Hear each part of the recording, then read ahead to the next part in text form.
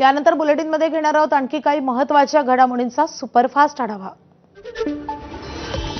शरद पवारांच्या राष्ट्रवादीच्या 8 खासदार नवी दिल्लीमध्ये पंतप्रधान नरेंद्र मोदींच्या भेटीला पोहोचले होते।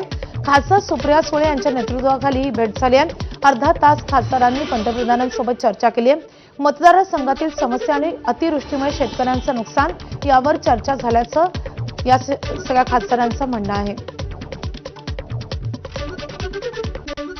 फुले दाम्पत्य अण्णाभाऊ साठे तुकडोजी महाराजांना भारतरत्न द्या, शरद पवारांच्या राष्ट्रवादीच्या खासदारांची मोदींकडे मागणी।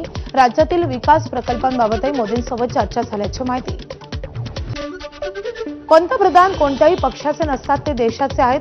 शरद पवारांचे खासदार पंतप्रधानांना भेटले, चांगली गोष्ट।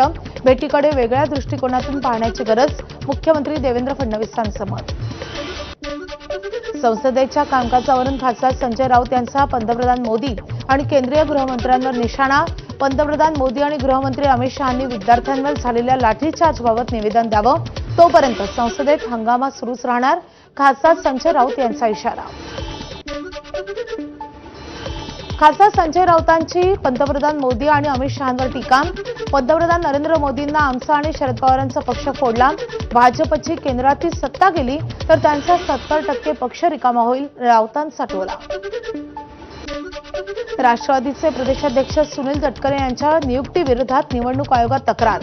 जालना जिल्ह्यातील राष्ट्रवादीचे मंठा परतूर विधानसभा मतदारसंघाचे अध्यक्ष भाऊसाहेब गोरे यांची तक्रार।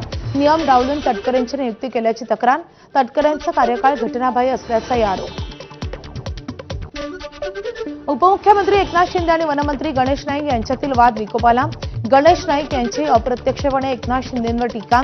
जनतेला गृहीत धरून कोणी नाटक करेल तर त्याच्या नाटकाचा तमाशा लोकांना दाखवेल, नाईक यांची शिंदेंवर नाव न घेता टीका।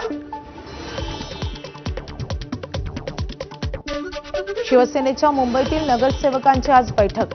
विधान परिषद उपसभापती सचिन अहिरांच्या अध्यक्षतेखाली होणार बैठक। सचिन अहिर नगरसेवकांना कामकाज, धोरण आणि पक्षाच्या भूमिकेवर करणार मार्गदर्शन।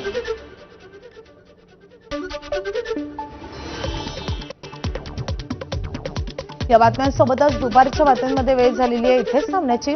थोड्याच वेळात पुढचे महत्त्वाचे अपडेट्स यामिनी सोबत पाहत राहा एबीपी माझा।